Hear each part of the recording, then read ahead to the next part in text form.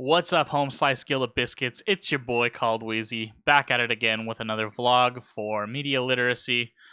We're still in this book right here, Media Literacy. I'm going to read just a little quick thing from the chapter we needed to read today, which I believe was chapter 6 on public relations. The term public relations describes using a wide range of communication tools to strategically influence public thought and build goodwill on behalf of a person, business, political party, or ideology. This doesn't necessarily mean that a public relations stunt is going to have a positive impact, nor does it mean that the subject of the publicity stunt is going to come out with a positive view from the public.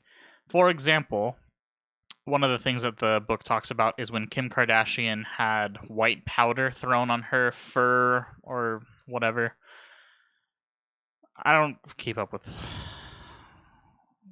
nonsense celebrities like the Kardashians. I have no idea why they're famous, nor do I care. But apparently, like, someone threw powder on Kim K's coat, ruined it, and that somehow brought attention to animal rights or something. I don't know.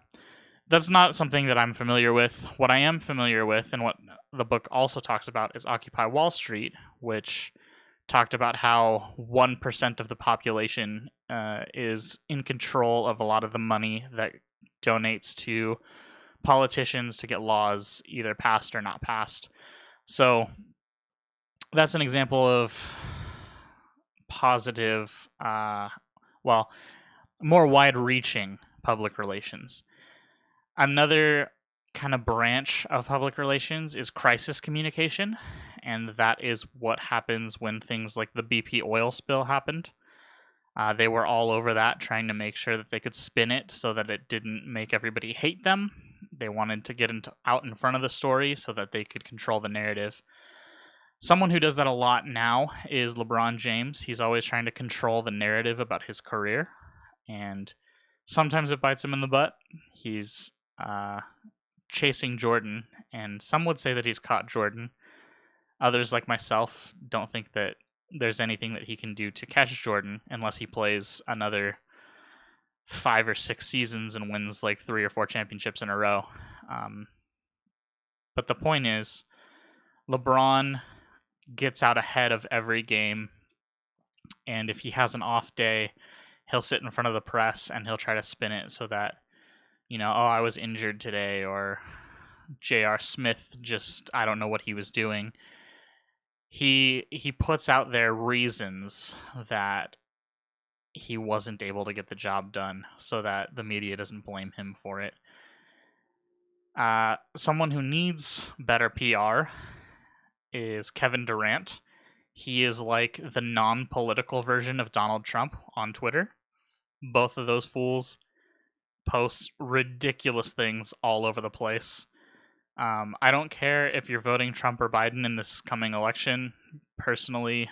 But like, whoever you support, you have to admit that Donald Trump's tweets are either hilarious or concerning, but they're not professional, for sure. He needs a PR team to hop on that and edit him, for sure. Kevin Durant's the same way. He pops off on journalists all the time and just looks like a petty child whenever he's tweeting nonsense. It's great. I love people who don't have PR teams because you get to see the raw, unfiltered trash that comes out of their mouth. It's brilliant. I love it. But I think the hip test is hard with PR because the answers are no, right, to the first 2 questions. Just straight up, like, very quickly, you can answer no. Is public relations honest? No.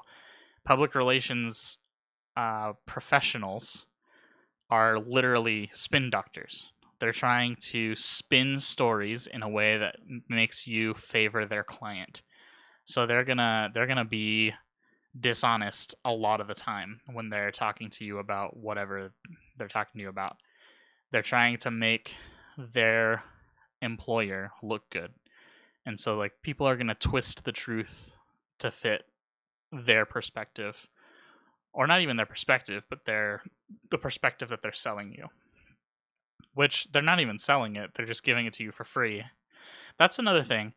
The book mentioned that in the Wall Street Journal, as much as half of the articles are straight up press releases with very little actual reporting, and we eat it up as news. I say we collectively as the country. I personally don't read the Wall Street Journal, so I don't know what's in it, but the fact that a lot of our country watches and reads the Wall Street Journal, and it's basically just spins from companies and politicians to make the author look good, it's real concerning, honestly.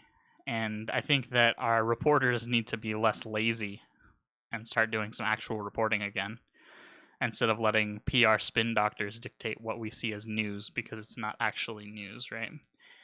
So that's a huge concern. But I will say that this chapter was eye-opening in that like category, because so much news is just it's not actually news. It's not, people aren't reporting the facts. People are spinning the facts so that they or whoever they support looks good. It's kind of wild, to be honest. Anyway, honesty, no. Independence, also no, right? The person working in public relations is owned by whoever is paying for them, technically. So they're not independent. They're trying real hard to make their employer look good, so they're not free from bias at all. And then is it productive? It depends. Is it productive for the country? Heck no. Is it productive for the company that's hiring the PR firm? Depends. You know, some PR firms do better than others. Wendy's Twitter, for example. They just roast everybody, and everybody loves Wendy's for it. Does it generate more business? Probably. I could see it going wrong and turning some business away if they weren't so clever and funny. But Wendy's PR people, they do good stuff. However, if you're trying to be an honest Christian organization with integrity, getting out there and spinning stories is not the best look. So, in that sense, I would say it might not necessarily be productive. It could also be super productive in that if you have someone who can explain the church's perspective through a biblical lens, when something like, well, for instance, today, I just saw an article about how John MacArthur is supposedly like this anti-science, global warming denying pastor.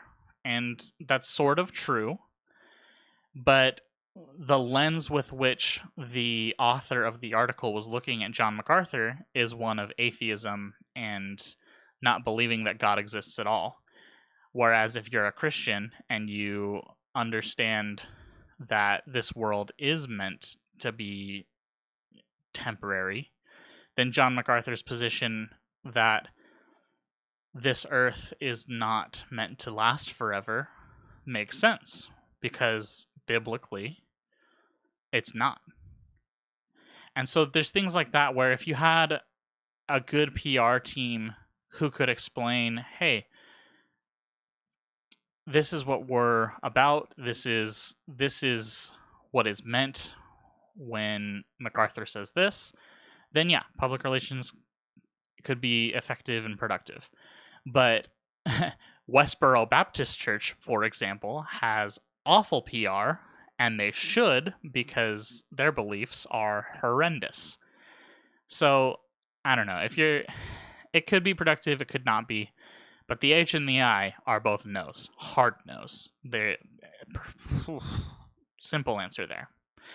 Anyway, I've been called Wheezy, Eric Caldwell, aka ya boy. And as per usual, I still don't have an outro, so